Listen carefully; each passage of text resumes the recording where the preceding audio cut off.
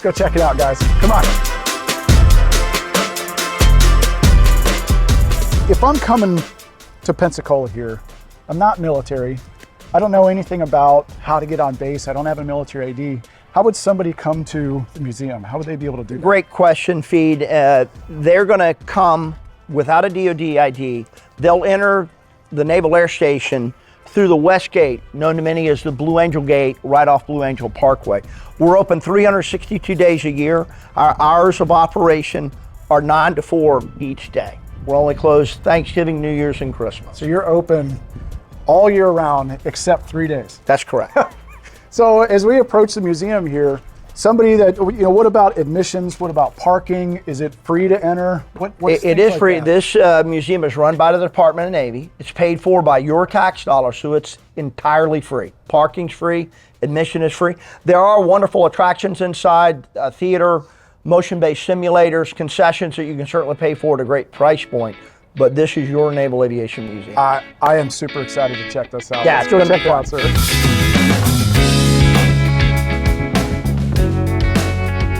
I have to tell you, it's special for me to be here because as a kid, I came here in 3rd grade.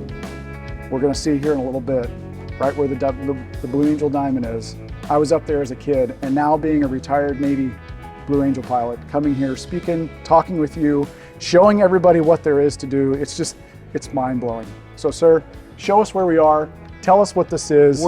We're entering the quarterdeck of the National Naval Aviation Museum. And we're really, really excited to have here. These are where our patrons come. We talked about our operating hours. We have wonderful volunteers. I have about 300 civilian volunteers who've been affiliated with the military in some way. Many of them are retired military. And then we also have about 40 active duty volunteers, young officers that are waiting to start flight school and young airmen that are going through their training here.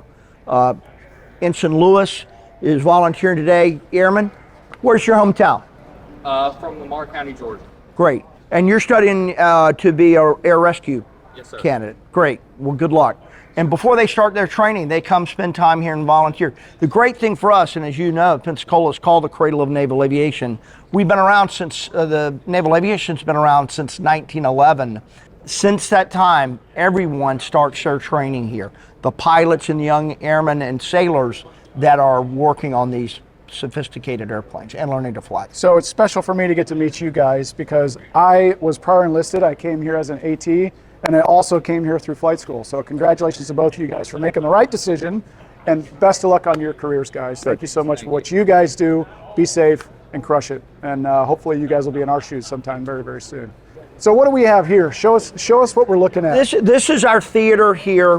We have wonderful movies on a giant screen theater, 60 feet tall, wonderful, wonderful audio system in there too. So come check out a movie after you've had your fill of looking at airplanes. What are some things that if the customers are going to come to the museum, what are some do's and don'ts that they can look to expect to, obviously no weapons, no knives, anything No like weapons, and again, we don't allow backpacks, so leave your weapons at home, leave your backpacks in the car. And if you have any questions, our wonderful volunteers here, again, these folks put their heart and soul into the museum, and they work tirelessly to make this a wonderful experience for our patrons. How many volunteers do you guys have on staff, and what does it take to run it's about this place? 360 volunteers that spend some amount of time each week, each month with us. But when you aggregate that support hour for hour, it comes out to about 35 full-time equivalent employees. Wow. To put that in perspective,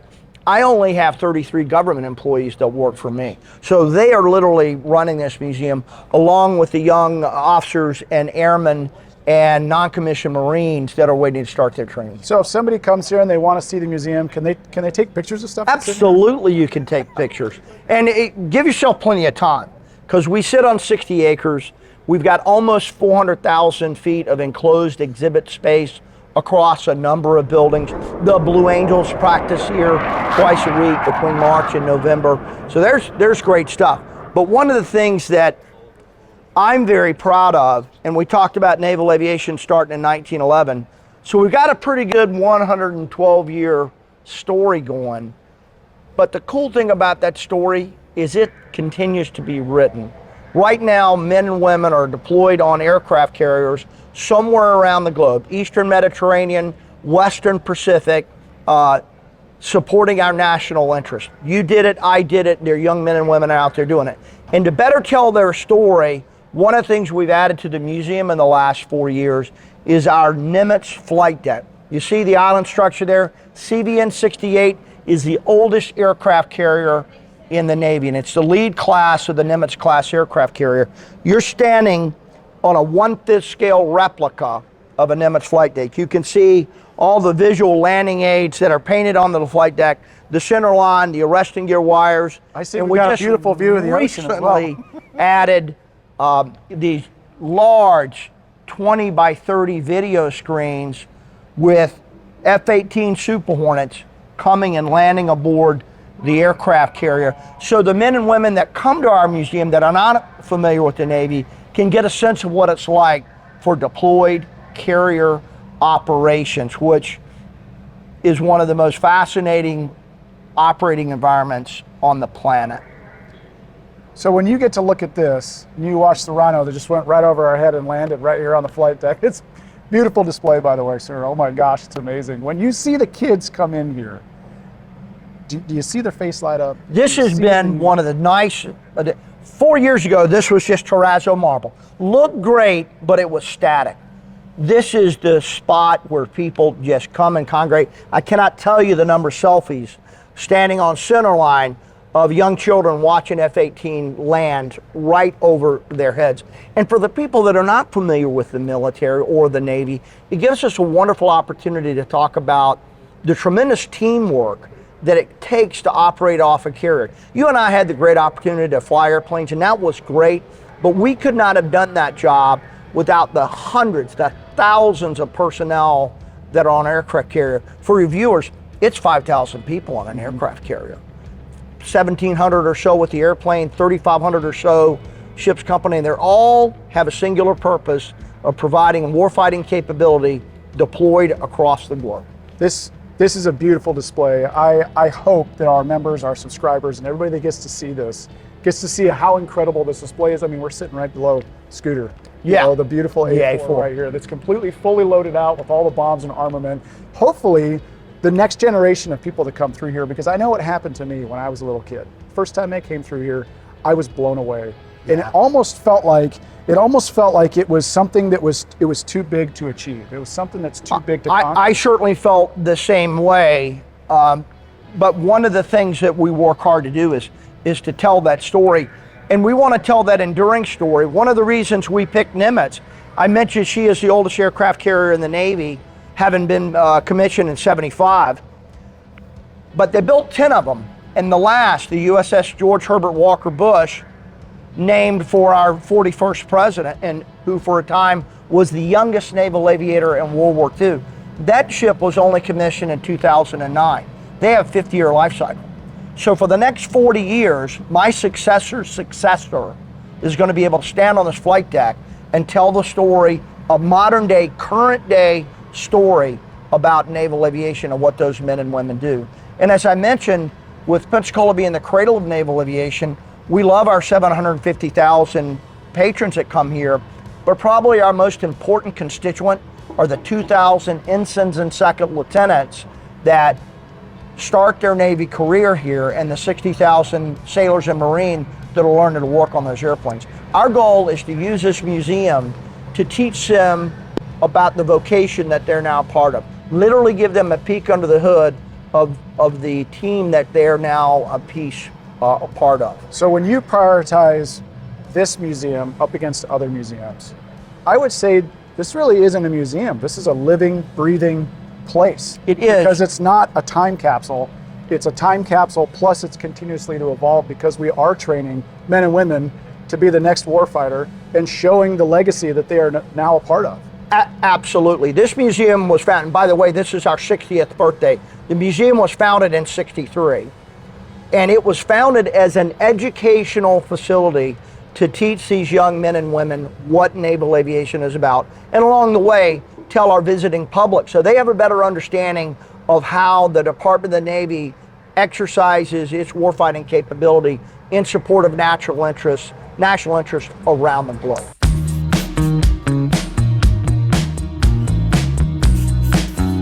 So, Sterls, as we're leaving the Nimitz flight deck, walking into this new beautiful atrium that I see here, tell us what we have to expect. You're in the south wing, which is actually the oldest part of the museum.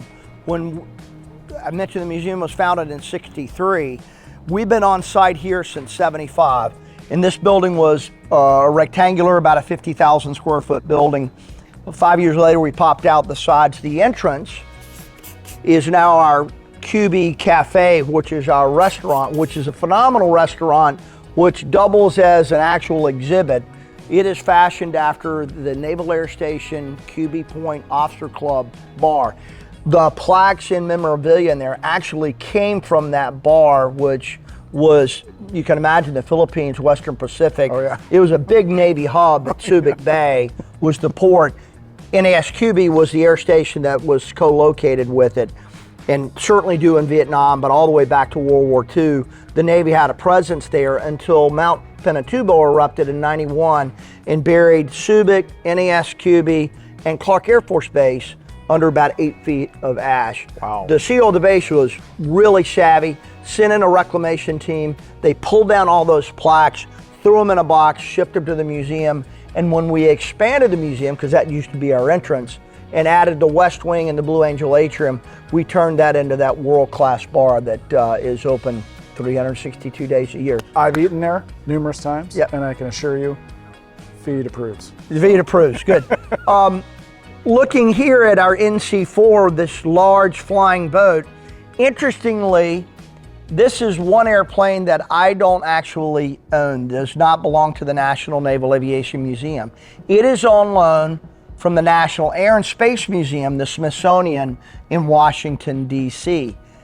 It is the first aircraft to cross the Atlantic. It did it, a series of stops, flying boat with tenders, took forever to do it, took weeks to do it, but it crossed the Atlantic in May of 1919, well before Lindbergh did it by himself a decade or so Over later. 100 years ago. 100 years ago. To put that in perspective, that was May of 1919. In July of '69, 50 years later and a couple of months, Neil Armstrong is walking on the moon. That's one small step for man, one giant leap for mankind. Their average speed of advance was 80 miles an hour. Oh, okay. And 50 years and a couple of months later, Neil Armstrong's walking on the moon. That's a long way to go. Yeah, that tells you a little bit about the technology. So, jump Charles, as there. we're looking at these airplanes, are these replicas or are these the actuals? These are actual airplanes. We have that have very flown. few replicas. On your right, you have your kind of interwar years, post-World War I. On your left, you have the early jet era of the first generation of jet aircraft. You've got a couple of World War II aircraft, the venerable F-4U Corsair. You see some trainer airplanes here. We're coming up to our Blue Angel Atrium, which knits together the south wing we're in and the west wing. And this is the most phenomenal event site on the planet. You've been here, you've signed autographs here. We've had changes of command, retirements, promotions. It is a wonderful place for a military ceremony. We even had a Gary Sinise concert here. You may remember his role as Lieutenant Dan Taylor in Forrest Gump changed Sinise's life. And he founded a nonprofit, Lieutenant Dan Band, because he's a pretty accomplished pianist. So we actually had a Sinise concert here, Lieutenant Dan Band, had 2,300 people. Much to the chagrin of the base fire marshal, but it's the largest event we've had here. It's a great event. So you were talking about the volunteers. If somebody comes in here and they want to learn more about the airplane, can they take a tour? They can. We have tours that go periodically, several times a day, and our volunteers have forgotten more about naval aviation than you and I know. It's very, very impressive, and it's such a great story to tell. In this Blue Angel Atrium, and you see the 4A4 Skyhawks representing the diamond, but there's some other neat airplanes here. This Stearman, it was flown by George Herbert Walker Bush in President training. Bush. Wow. That Yeah, exact airplane. That exact airplane. 41 flew that, and as mentioned, he was one of the youngest naval aviators in World War II. Before he went on to become. One thing I want to capture real quick. That's the beauty right there. Live, well, officers in training. Like, that's what makes this place so unique and so beautiful, is it's alive. I appreciate you acknowledging that, because while it's great putting 750,000 civilians to the front door, the young men and women that are starting their Navy career, we owe it to them to teach them about this organization, this livelihood that they're part of. And my deputy director and historian will show you a little bit later about how we do that. We have operationalized this museum, and for good reason. Your tax dollars are paying for this museum, so we want to provide warfighting benefit to the Department of the Navy. So we take the rich 112-year history of naval aviation and some of those great stories. We'll break out Neil Armstrong's training record and point out the first person to walk on the moon routinely got below averages in flight school. Not that Neil Armstrong's a bad pilot, but naval aviation is this relentless pursuit of excellence. So as we see these future officers and future pilots here, future navigators, weapon system operators, I mean, we have every version of front seat and back seat pilot that come through. We do, and you'll note, that's not a Navy class right there. That is the United States Air Force, because in addition to training our naval flight officers here at Pensacola, the Air Force trains its combat systems officers, the men and women that are going to be in the B-2s, B-1s, the surveillance airplanes, F-15Es, all done right here in Pensacola. Are these voluntary, or are these actual syllabus courses that the museum puts on for the future aviation? These are syllabus courses. We worked with Schools Command, because they used to teach, when you start flight school, you do a thing, we used to call it Aviation Pre-Flight Indoctrination. It's now called NIFE, Naval Introductory Flight Evaluation. As you remember, there's navigation, there's aerodynamics, there's engines, there's meteorology. But there's a 3-hour history course that we now teach in the museum, where we'll break out those artifacts, Neil Armstrong's training jacket as an example, and we'll show you some of those artifacts later and tell you how we tell this remarkable story of naval aviation. I mean, I wish that our viewers could see what the power of this is, to sit underneath the Blue Angel Diamond with the A4. Well, this is... I mean, I remember being a kid right up there. You know, my dad took a picture, and I literally was holding the airplane up as a 3rd grader. And now to be here, fully retired, seeing the same exact airplanes hanging, it's special and it's nostalgic to me, let alone you and everybody else that's come through here. Well, this is an impactful space, and with the possible exception of the Arizona Memorial, I view it as one of the most impactful venues in the Department of the Navy. And we're very, very proud to do it. And the great thing about these public events we have here, whether it's a change of command, a graduation, a winging ceremony, which is really, really neat, the public can watch it, can come in and they see how their tax dollars are That is being spent. extremely unique, and I think that is very special to this place and this place alone. We're now entering the West Wing, which is our is kind of our World War II area. You may ask, why in the world is a Army Air Corps B-25 here? Well, you'll remember back in World War II, a few months after Pearl Harbor, we are just getting savaged. We're just being pushed across the Pacific. The War Department decided we'd have to change the narrative. So we craned aboard 16 B-25s, Army Air Corps B-25s, on board the USS Hornet. And Colonel Doolittle did a one-way daring raid with 16 of these airplanes, launching from Hornet, dropping a pitifully small bomb load on Tokyo, and landing, or trying to land in China. It was tactically, it was insignificant. Strategically, it made the Japanese realize they had to defend their homeland. Now that's in April of '42. Naval aviation came of age a few months later at the Battle of Midway. And Certainly, our rarest artifact is this Dauntless that you see here. This SBD Dauntless, bureau number, serial number 2106, is the sole remaining airplane to have flown from the Battle of Midway.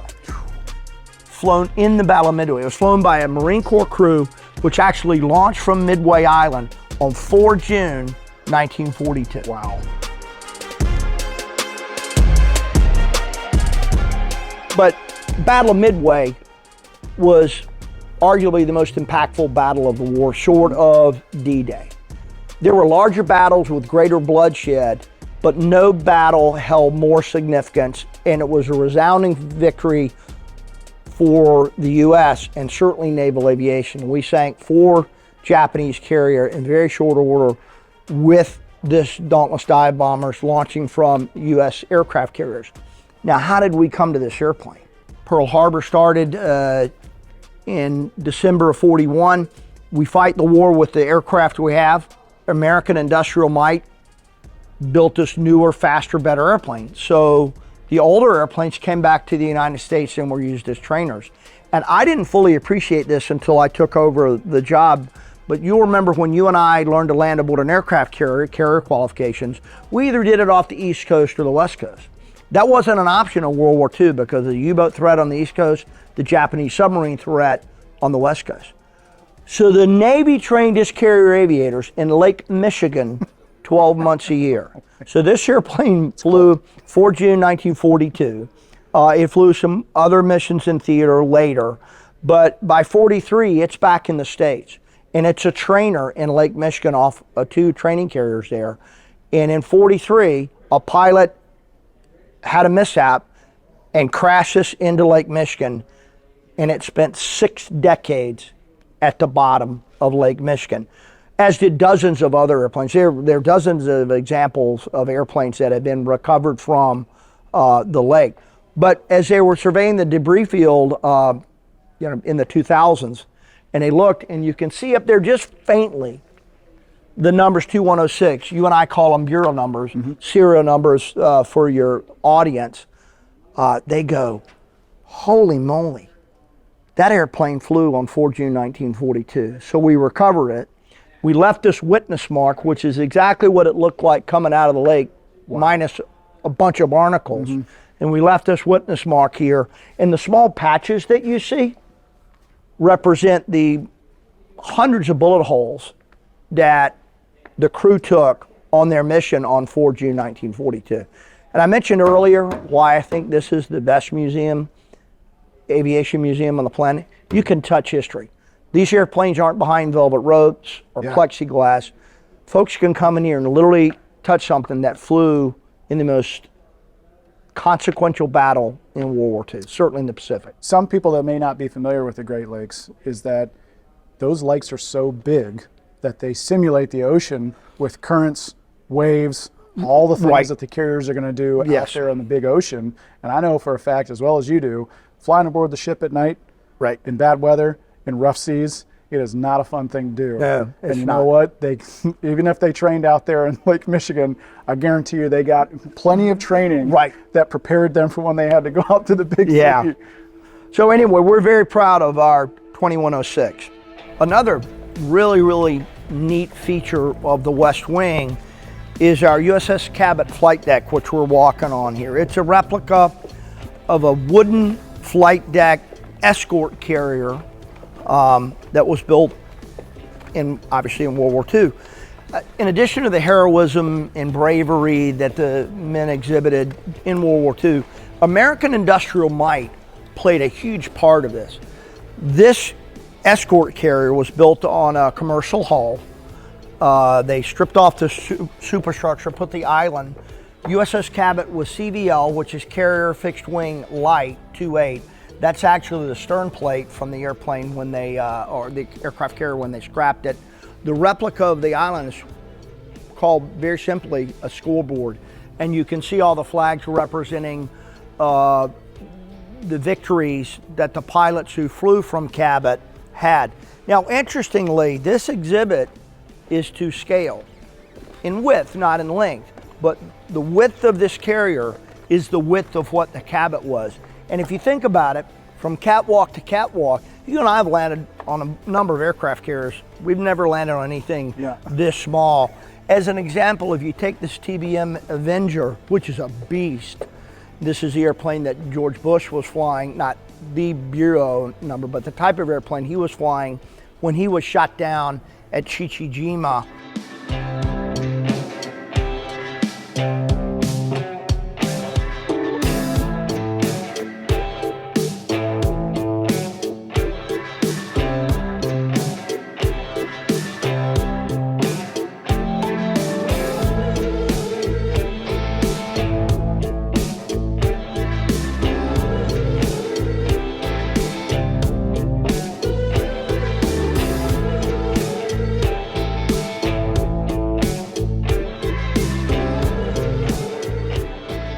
But if you spread those wings, it would literally reach from catwalk to Not catwalk. a lot of margin of error there. Ooh, yeah, yes, very, very impressive.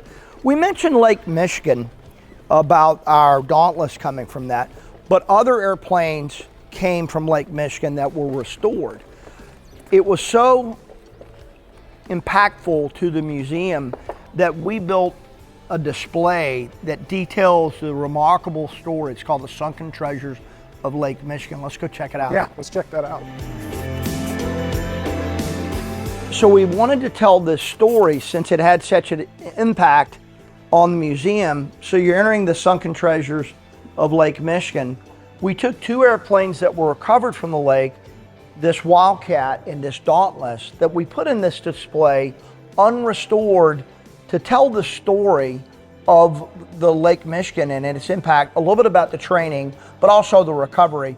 The video that you see details the story of not only the training of the men that carrier qualified there, but a little bit about the recovery, which is a pretty remarkable story because we recovered literally dozens of airplanes from the lake. So these two airplanes that you said you guys recovered, these are their actual state on how they got pulled out of the lake? That's correct. Wow. They came from the lake. This exhibit has been in existence for almost 30 years, and it's still one of our favorite attractions this is a prized by possession. our visitors. Wow. Well, Okay. thanks for showing us that. You bet. Definitely. So as we continue aft on the Cabot wooden flight deck, you see our end of World War II display, which we just completed in 20, which was coincident with the 75th anniversary of the end of World War II. And I'm very proud of my exhibits manufacture team. 98% of the exhibits you see here are done in-house. And they do a phenomenal work, and I couldn't be prouder of them. One of our newest exhibits is our Korea exhibit, known as the Devotion exhibit by the book and the movie of the same name, that tells the remarkable story of the relationship between Ensign Jesse Brown and Lieutenant Junior Grade Thomas Hudner. Jesse Brown was the first African-American naval aviator in the Navy. You'll remember shortly after World War II, President Truman desegregated the military. Brown was the son of a sharecropper in Mississippi, and you can imagine what flight school was like for him. He went to Ohio State in large part because Jesse Owens had had success a decade prior getting to the 36 Olympics by going to Ohio State. Jesse Brown got his wings. He comes to VF-32, and one of his squadron mates is Lieutenant Junior Grade Thomas Hudner. They're on the US Leyte.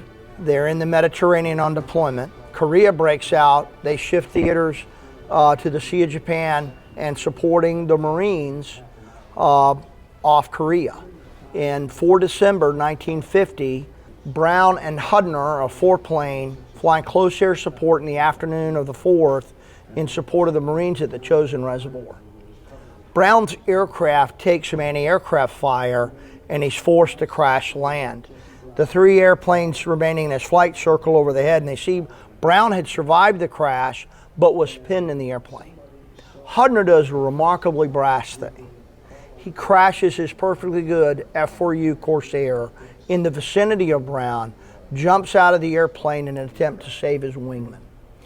He gets there, Brown is conscious, in pain, but he can't get him out of the cockpit. The rescue helicopter lands, They break out sledgehammers and still can't free Brown. You see in the mannequin, Brown has got a watch cap on. That's actually Hudner's watch cap. And wrapped around Brown's hands are Hudner's scarf, as they tried unsuccessfully to free him. Now, this is 1950. Helicopters are new, first generation helicopters. And the rescue pilot told Hudner, he says, it's getting dark, we're not night capable. The Chinese communists are descending on this position. We have to leave or we'll die here. And distressingly, Hudner leaves Brown. Brown's last words to him, tell Daisy I love her. Daisy was his wife and the mother of their young daughter. They launch, they get back to camp. Hudner gets back to the aircraft carrier a few days later. He's certain that he is going to be court-martialed for hazarding his airplane.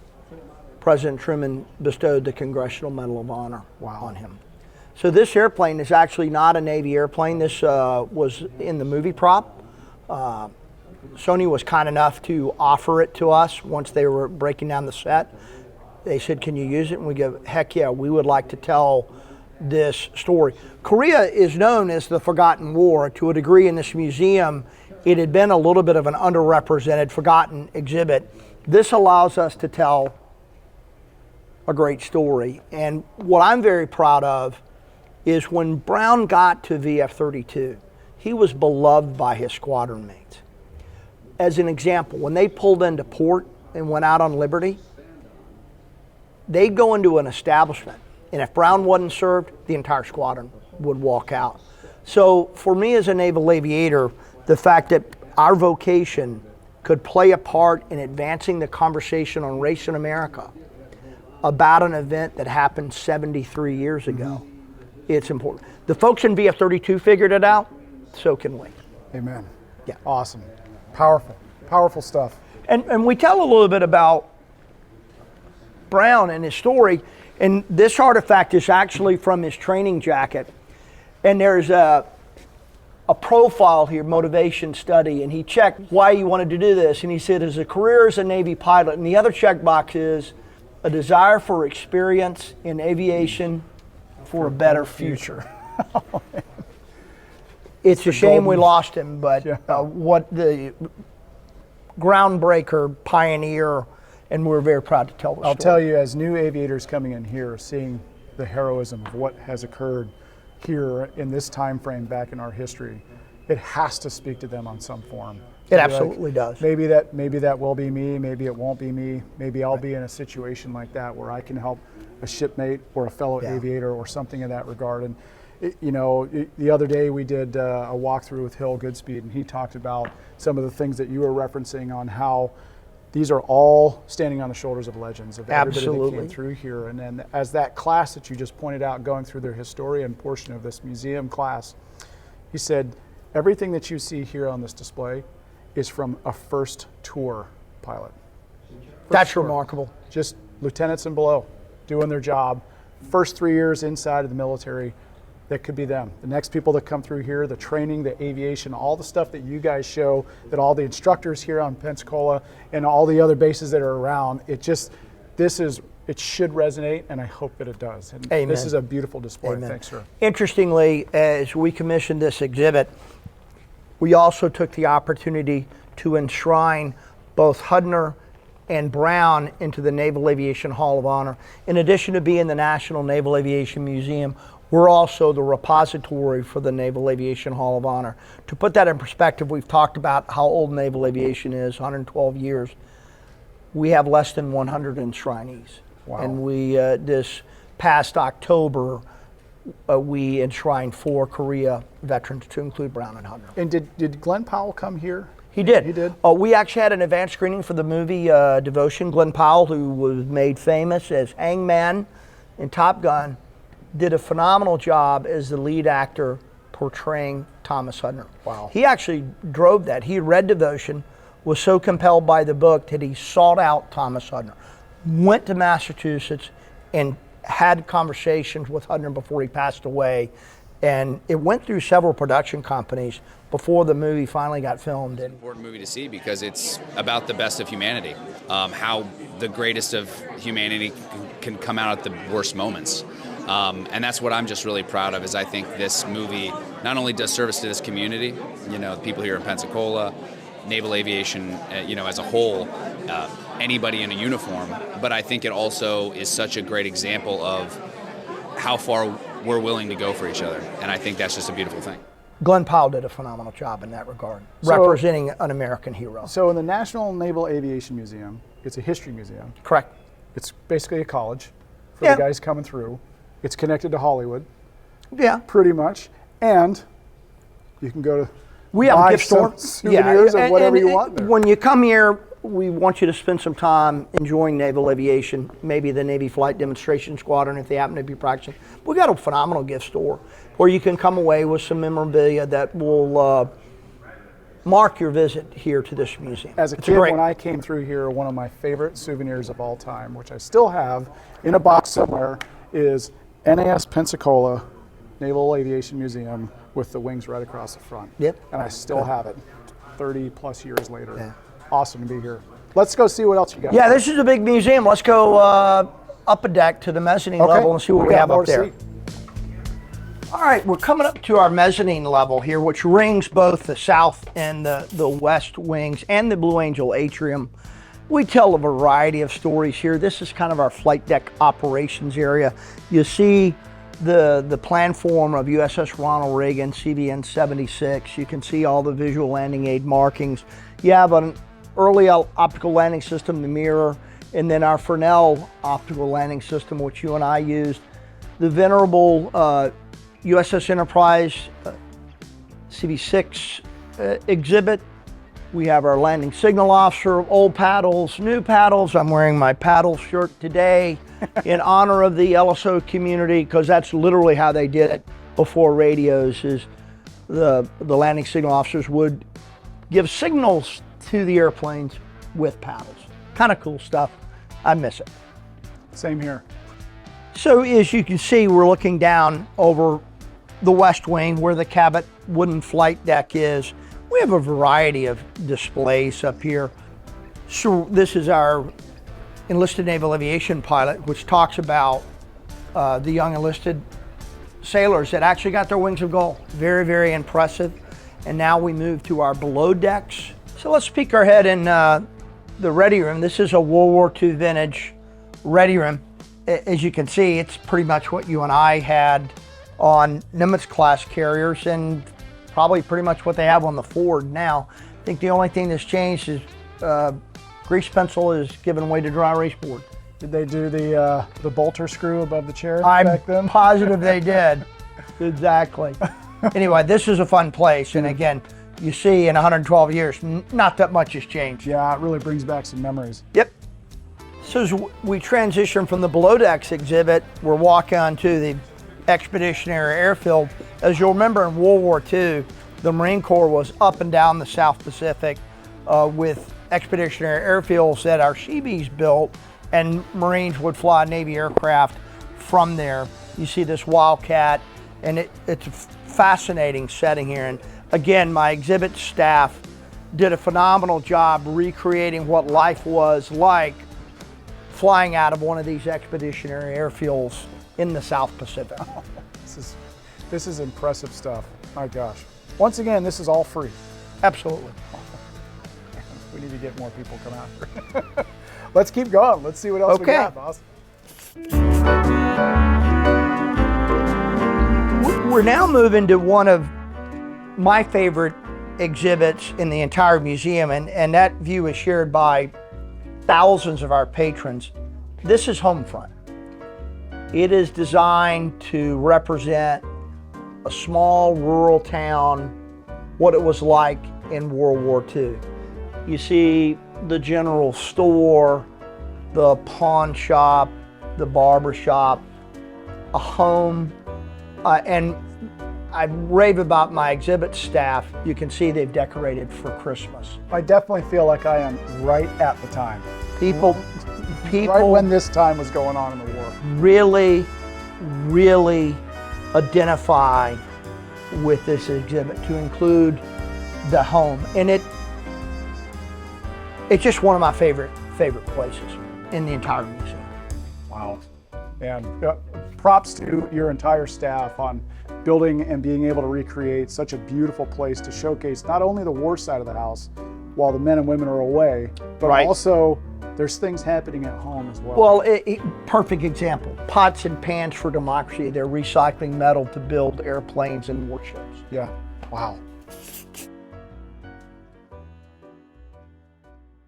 As I mentioned, the Naval Aviation Museum is also the repository for the Naval Aviation Hall of Honor, where we memorialize pioneers in naval aviation, be it leaders of industry, early naval aviators, combat veterans, and other notable achievements in naval aviation. In 2011, with the centennial of naval aviation, we enshrined President George Herbert Walker Bush. We were fortunate enough to have him here. Wow. He came for the enshrinement. For a period of time, he was one of the youngest naval aviators in World War II, was actually shot down, spent some time in a raft, was recovered by a submarine, and is the gold standard for a good steward, a good patriot for our country. Wow. So the mezzanine level wraps around the entire museum, both the south and the west wing, and the iconic Blue Angel atrium. And we're eye level with the four A4 Skyhawks here. And you look down into what I previously described as the best event site I couldn't agree on more. the planet. Yep. Man, this takes me back 30 years.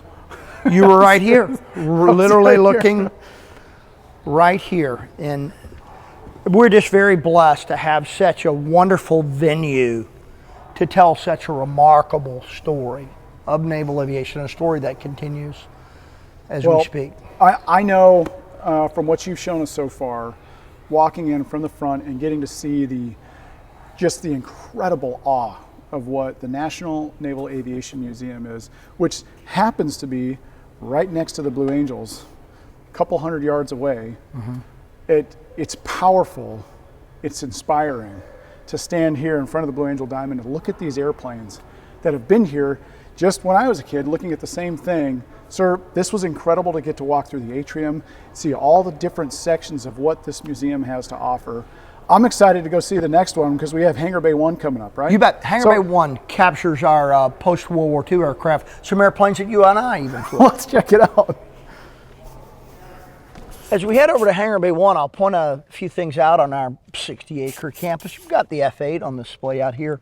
The building you see in the distance to the right, that's the National Flight Academy. It's run by our 501c3 entity, the Naval Aviation Museum Foundation. And the National Flight Academy is a STEM facility. Think space camp for naval aviators. Instead of going to Huntsville and practicing science, technology, engineering, and math by pretending to be an astronaut, you go aboard the USS Ambition, which is tricked out just like the O3 level of an aircraft carrier. And you practice STEM by planning, briefing, and executing on high-fidelity sims naval aviation missions. It's really fascinating. Is this just a one-day course, or is Anything from 1 day to a full week-long course, principally in the summer. That sounds awesome. Yeah, they put What about age groups 2,000, can go? essentially 10 to 18.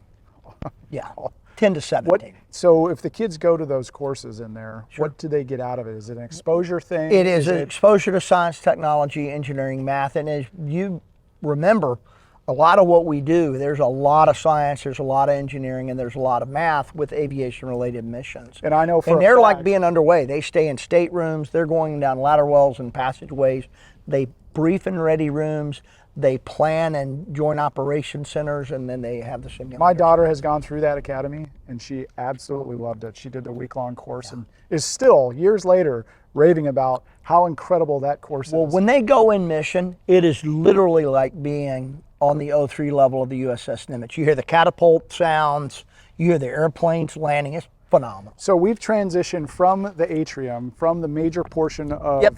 of the museum, and now we're going to Hangar Bay One here. What can we expect to see walking inside here? Hangar Bay One was built in 2011. That was our centennial, so we christened it.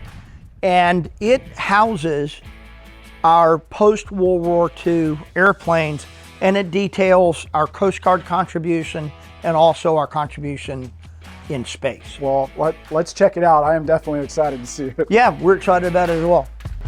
So again, Hangar Bay One's our post-World War II collection. We do a number of things here. We tell naval aviation's role in space, and also we have Marine One. Air Force One, which is everybody's familiar with, is complemented by Marine One. This VH-3 was actually flown during the Nixon administration, and pretty neat, a really well done display here. How long have you guys had this on campus? It's been here since we opened Hangar Bay One in 2011. Wow. It looks brand new.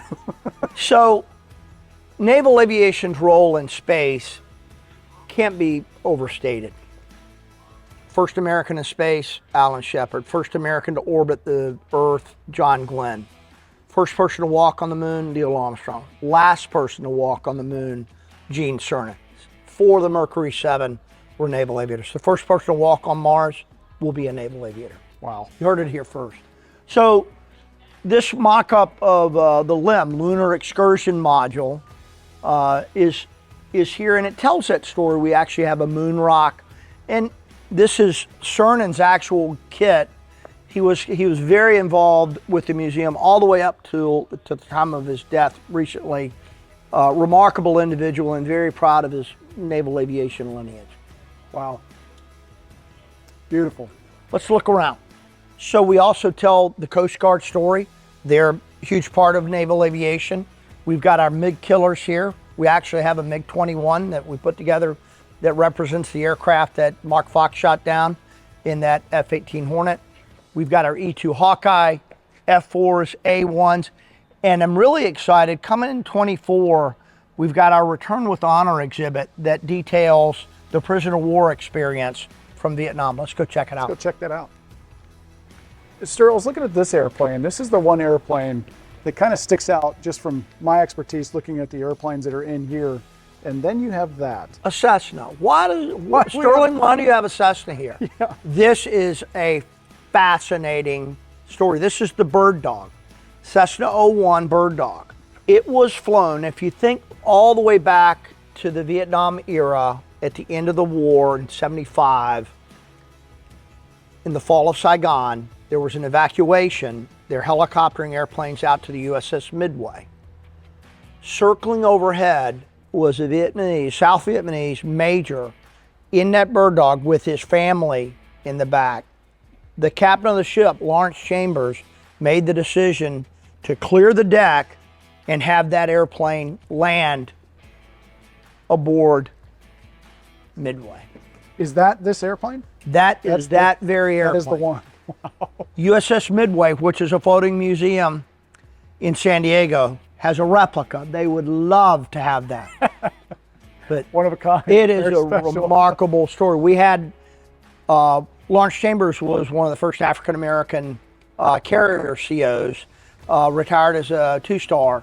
He was in the museum earlier this year and told this story, and it was fascinating because they actually had to push perfectly good helicopters over the side to make room for other helicopters coming on board for that humanitarian mission that they were on. That is unbelievable. Once again, not flown by a naval aviator. Exactly. Wow. Exactly. Landing on The USS Midway, CV-41. Wow. Pretty neat story. Good catch. So Hangar Bay One captures a lot. Again, this is Vietnam, a lot of Vietnam era. These are the stern plates for the USS Forrestal and USS Oriskany. And the reason they're paired together is both of those suffered catastrophic fires during the Vietnam conflict with significant loss of life on both vessels. And there's no place more dangerous than an aircraft carrier that's got a conflagration going. So this area tells both those stories. And for those of you who may not be aware, the Oriskany at the end of its service life, They actually sunk it, and it's a reef off of about 30 miles off the Pensacola coast. So divers, it's a hot spot for divers. Yeah, I can see it flying over it all the time when I was an instructor down there. That's cool. That is really, really cool.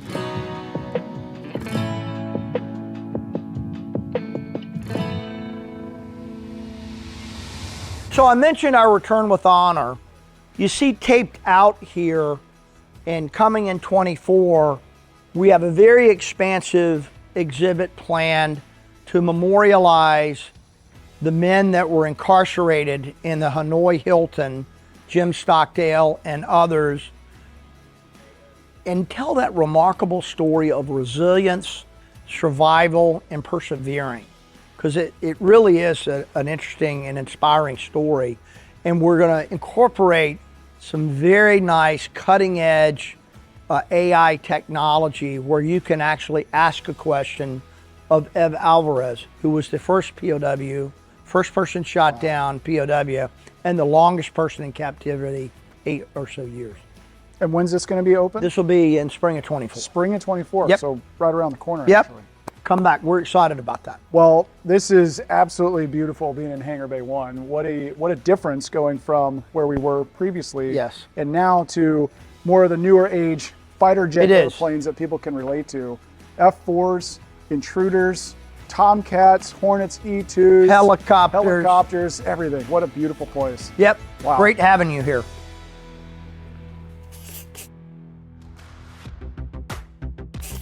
So, one of the things that we have here is we've got a lot of real estate. We sit on a 60-acre campus.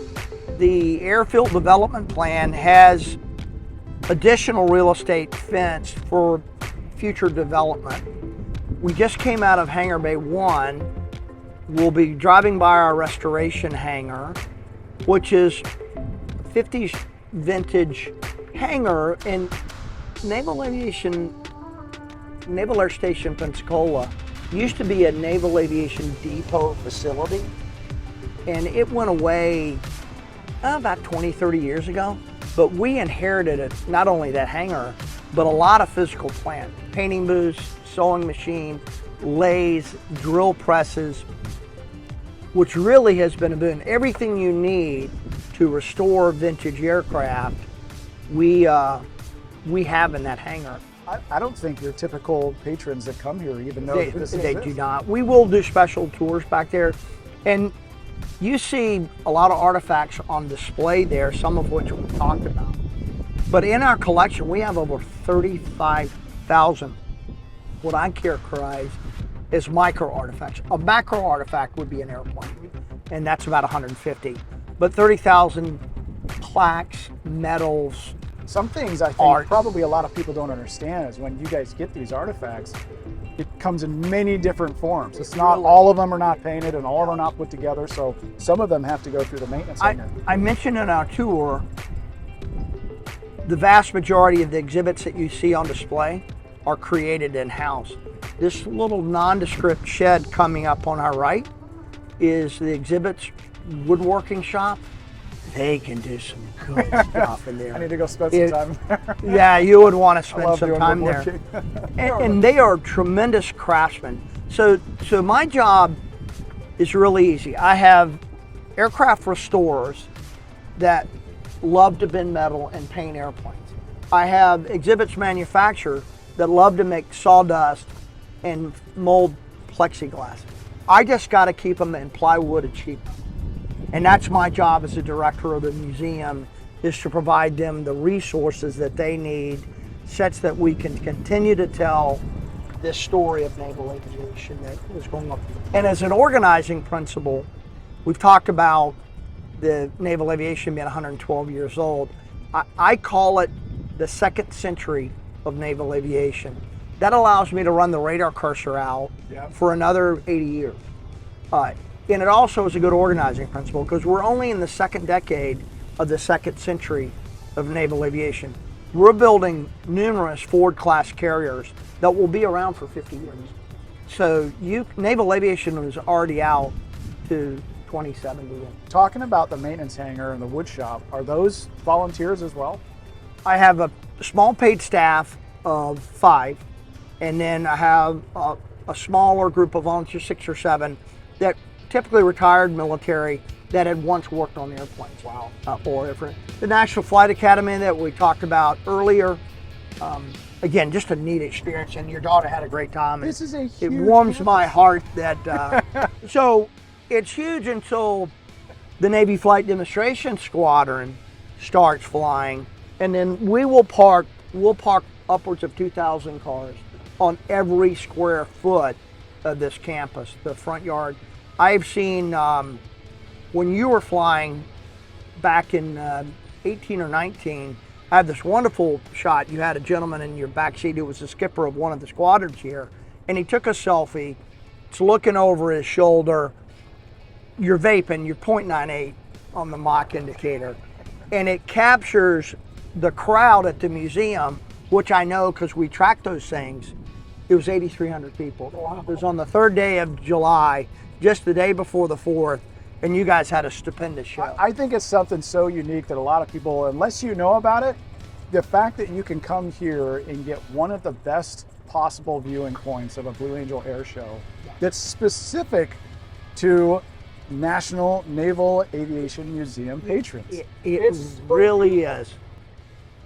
Disney would kill for that type. I see smiles, I see people high-fiving. We talk about our big campus. There's a limit to the amount of enclosed exhibit space that I have. So one of the things we've been doing is adding pad sites. We have an F-16, which is actually an F-16N Navy adversary on a pad site here. We have the boss's Scribe Armitage, who's the current boss. We have a Charlie version of his airplane on display. And it's fitting. This is right out at the front of the museum. The relationship between the Navy Flight Demonstration Squadron and this museum and Pensacola is so strong. It was only fitting to have this be essentially a wayfinder. Turn right at the Blues to go visit your National Naval Aviation Museum. Something that is very special looking at this airplane is, you know, you're getting old when you look at a Buno number 163705. I flew this airplane on my last show at NAS Pensacola. How cool is that? that Exact airplane right there, and I didn't know that until we just rolled up and I just saw this Buno number. That's so awesome. I know I'm getting old, you know, when I see that, but it's amazing because I can say, as a small part of naval aviation, of what we do here, is we can say we've done our part, small piece of aviation history, a part of the family, a part of the team. Sir, I can't tell you enough how much it meant for you to give us an inside look of what the National Naval Aviation Museum is. Well, Sir, it's been an honor. It's been a treat to have E3 here. And I had some trepidation about taking a museum job. I'm just a naval aviator. But I've been granted a wonderful midlife gift to be the director of this wonderful institution and tell the story of our family business of naval aviation. A family that's knitted together not by biology or genetics, but by shared sacrifice, like purpose, and common ideals. It's a great thing. And the beautiful thing about that family, you don't have to wear a flight suit to be part of it. Family, industry, loved ones, you're all part of this big family. And thank you for letting us share that family experience. Sir, what an honor. I really hope that that I get to come back here and see the museum once again during the Blue Angel Air Show when you guys put that on Tuesdays and Wednesdays. I hope that you guys enjoyed the tour. Please come down to Pensacola and check out this amazing, beautiful, one-of-a-kind museum. All thanks to you guys, Guys, take care, enjoy. We'll see you soon. Thank you.